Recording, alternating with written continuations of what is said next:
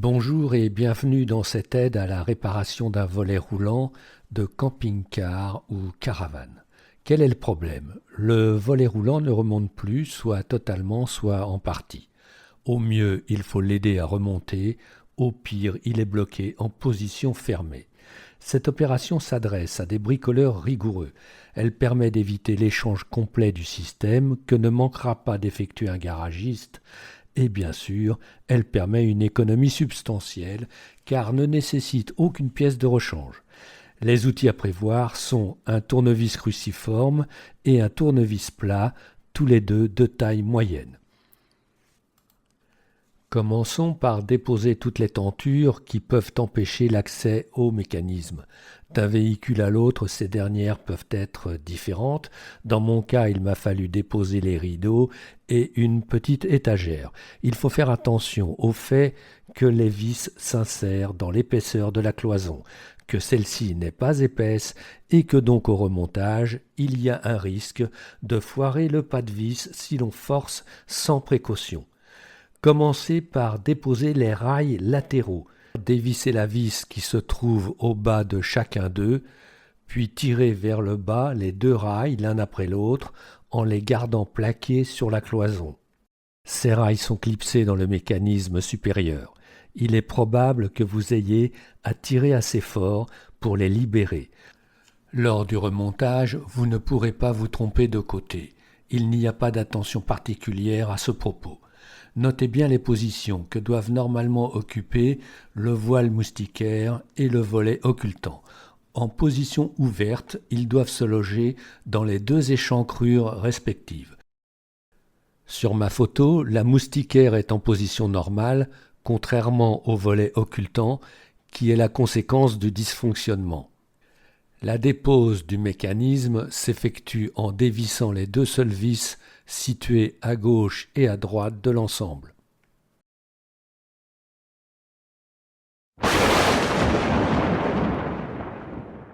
Je vous remercie de m'avoir suivi jusque-là. Nous allons poursuivre, mais pensez à vous inscrire à ma chaîne. Il faut d'abord s'inscrire à YouTube, c'est totalement gratuit. Ça me fera très plaisir et c'est un encouragement à réaliser d'autres tutos dès que l'occasion se présente. Bien que nous y reviendrons dans la suite, veuillez noter sur le côté gauche la présence de deux vis de réglage de la tension des ressorts de rappel des deux rideaux que sont la moustiquaire et le volet occultant. N'y touchez pas pour le moment. Voici à quoi ressemble l'intérieur du système. Du coup, la raison de mon problème est enfin révélée.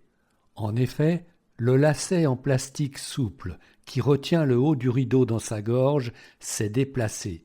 Il bute contre les nervures du carter en plastique, destiné à maintenir l'ensemble du système. À l'origine, son rôle était peut-être de ralentir la remontée du rideau, mais en vieillissant, soit il est trop sorti, soit il s'est rigidifié. Désormais, c'est lui qui empêche le rideau de se réenrouler totalement. Pour corriger cela, j'ai déposé le carter ou flasque, mais attention, les ressorts logés à l'intérieur des rouleaux demandent une troisième main lors de son remontage. Autrement dit, l'aide d'une tierce personne sera utile, sauf si, comme moi, vous êtes plutôt adroit. La solution la plus simple est peut-être d'utiliser une lame longue, effilée et bien tranchante pour couper cette tige de vinyle.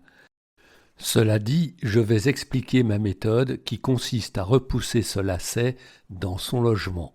Pour cela, il est nécessaire de déposer la flasque, mais avant, repérez avec précision sa position sur le système. En particulier, observez comment sont emboîtés les axes des rouleaux, ainsi que la position de la flasque sur l'ensemble. Cela vous sera bien utile au moment du remontage. Bien sûr, il faut déposer la flasque du côté où le lacet est sorti de son logement.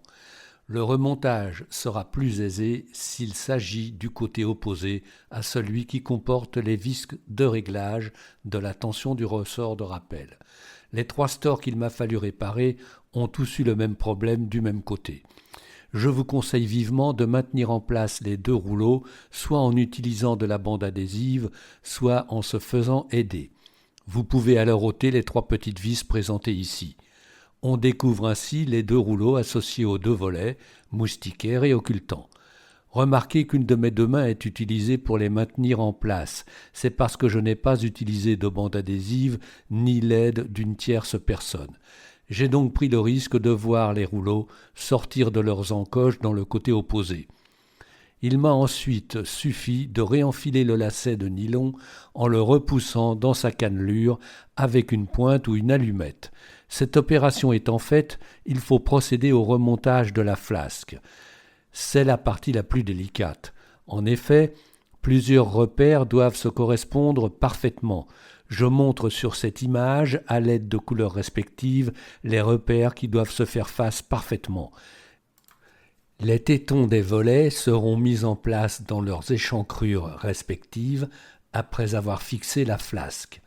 Je montre ici que le pourtour de la flasque doit épouser le carter du système avec un emboîtement précis des 2 parties. Dès que la correspondance est parfaite, il faut maintenir l'ensemble en place parce que les ressorts de rappel veulent se libérer et du même coup faire se séparer les 2 pièces. Heureusement, la raideur de ces ressorts est faible et on peut les contenir facilement avec une seule main. D'où l'avantage d'utiliser de la bande adhésive ou l'aide d'une tierce personne pour contenir les rouleaux. Vous pouvez maintenant engager les tétons des rouleaux dans leurs échancrures respectives. Ce qui reste à faire est très simple. Tout d'abord, remonter le système contre la cloison du camping-car ou de la caravane. Ensuite, je répète, vraisemblablement les vis sont engagées dans l'épaisseur de la cloison. Ne serrez pas trop fort, sous peine de foirer le filetage. Une fois le système en place, il suffit de remonter les rails en les plaquant contre la paroi, puis en les glissant vers le haut dans le système jusqu'à ce qu'ils soient clipsés. Mais attention, leur position relative au système ne doit pas être erronée au risque de casser quelque chose.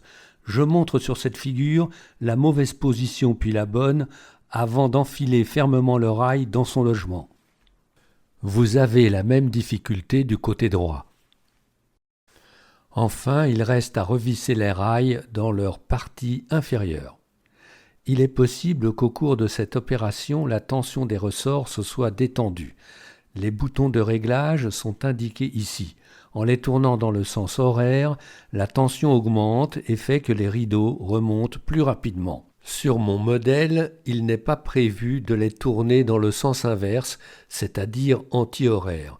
Pour détendre les ressorts, il faut redémonter la flasque et libérer les rouleaux. Généralement, on n'a jamais besoin de les détendre. En les manipulant 2 ou 3 fois, vous obtiendrez la vitesse d'ouverture optimale. Personnellement, je n'ai pas osé une tension trop importante dans la mesure où ces ressorts sont peut-être oxydés et pourraient se rompre si trop sollicités. Eh bien voilà, j'espère avoir été utile. Je vous remercie vivement de m'avoir suivi jusque-là. Vous me ferez un immense plaisir si vous vous abonnez à ma chaîne. Il est nécessaire d'être inscrit sur YouTube au préalable, c'est totalement gratuit. N'oubliez pas également de liker ce tuto.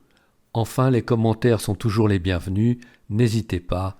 Au revoir et bon courage.